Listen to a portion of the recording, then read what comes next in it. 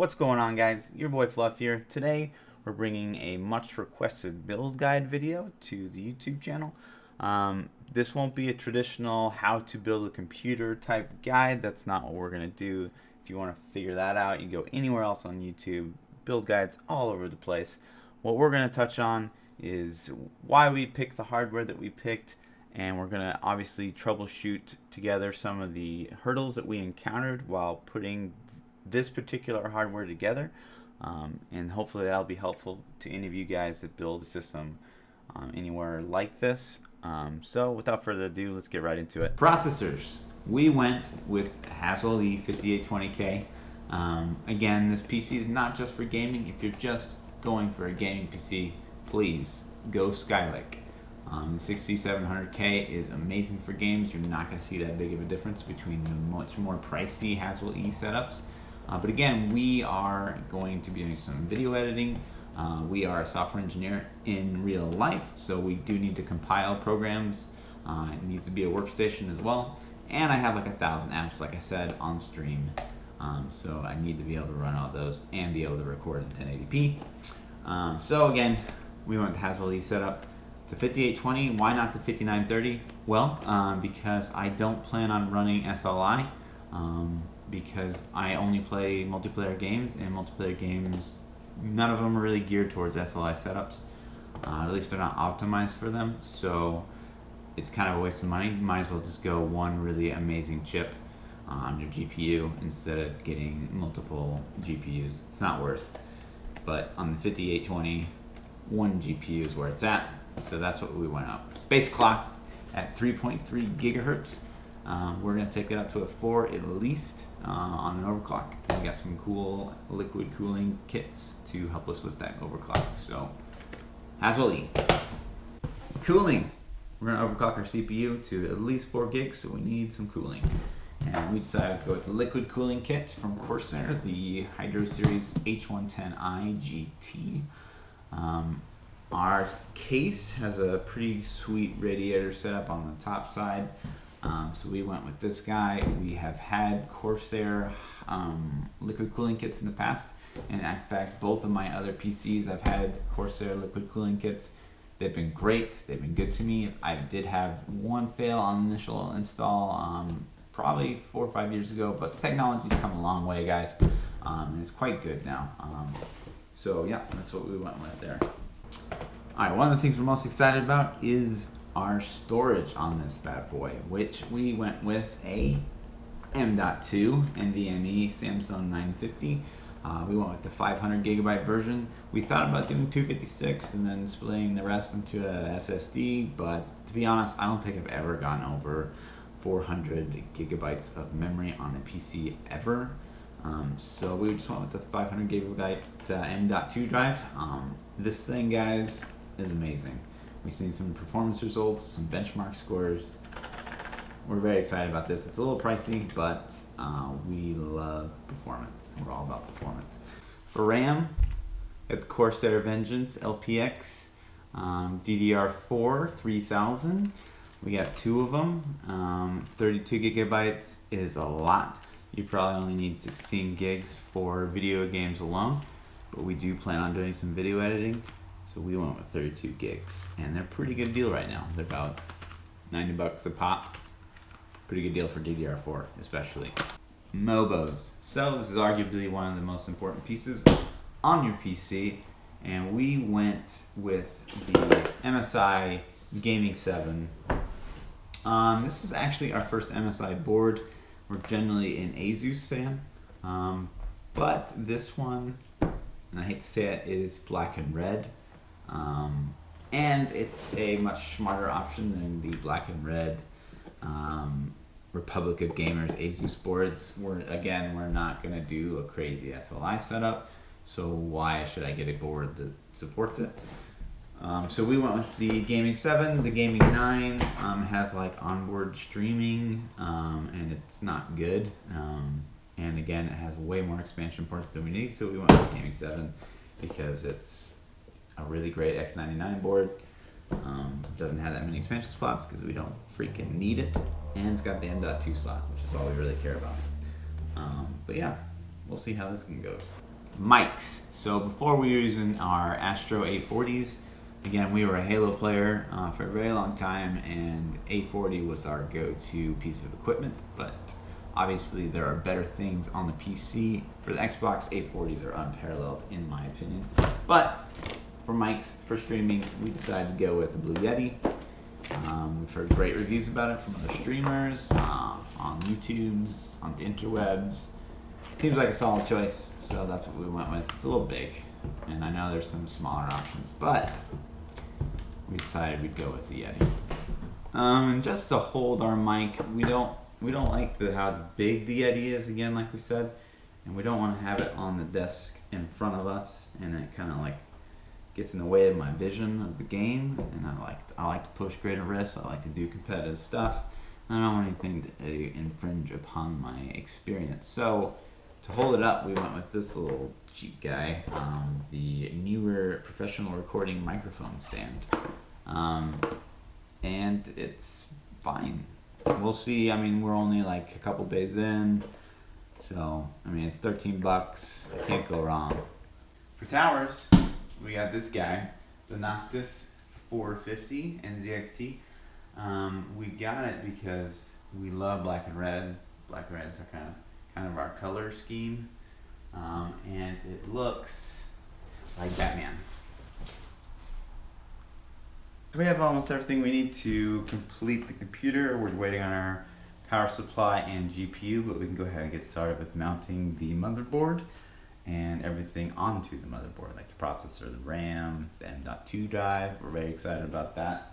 But yeah, we're gonna get started. Got our sweet static strap. Looks stylish, Mizzou colors. Got all of it. Okay, this is an Alcatraz style X99 socket, which you have to pull the left lever first, inside, not outside, which is really weird for sockets. And then the same thing on the other side to lift that up. And then you can lift this one up. This one doesn't go anywhere. And then you can lift up the main door. Weird. So before we install the RAM, we need to know which DIMM slots we need to use. And we're going to use quad channel. We have 4 sticks of 8 gigabyte DDR4, and they need to go in slots 1, 3, 7, and 5, which on here it will be 1, 3, 7, 5. So we'll go ahead and open the ones we need, close the ones we don't. Boom. Alright, the part that we're excited for, guys, the M.2 drive, which goes here on the MSI Gaming 7. So we're going to take this little screw out first. Got it.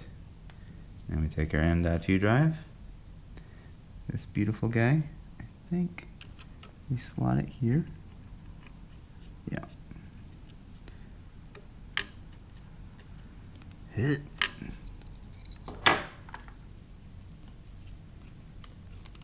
Not very easy to get in. Still not quite in. There we go. Clicks in place. And then it kind of sticks up like this, because we need to screw back in there to hold her down.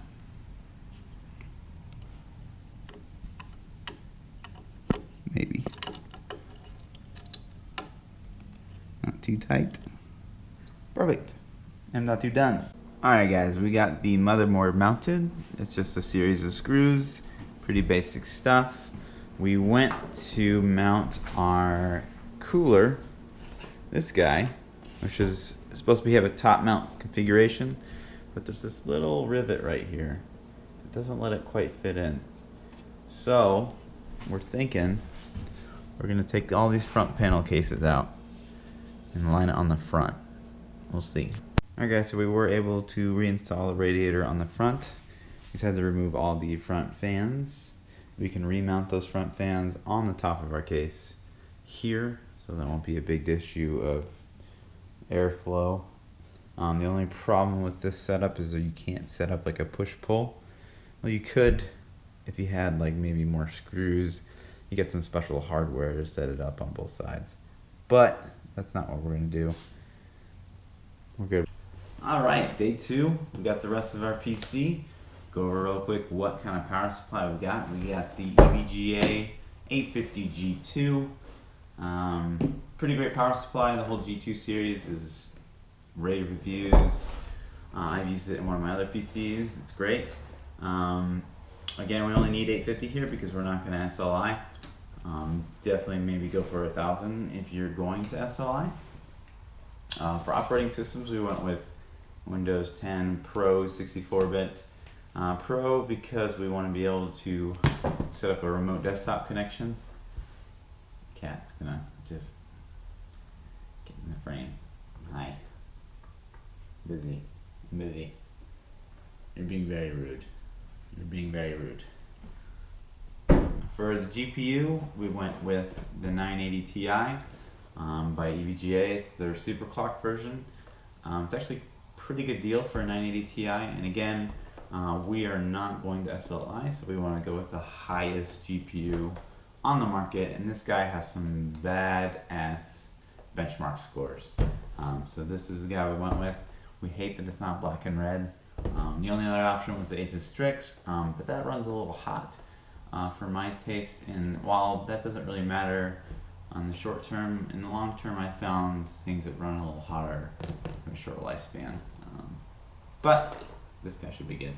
Alright guys, so we finished setting everything up. Everything looks good. Like we said, we have this Blue Yeti kind of set up in a weird way because we don't want it in front of this monitor. It's kind of in the way of this monitor, which I'm not crazy about, but it's not a game changer. I only use this monitor to like check out my other apps that I have running while I'm streaming. Got the webcam set up there. Got some speakers mounted behind it.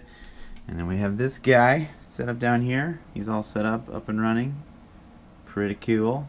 I love the way it looks. I'm pretty happy with that overall. Awesome. So that's going to do it for the build, guys. Hopefully this video will be helpful to anyone setting up setup like this.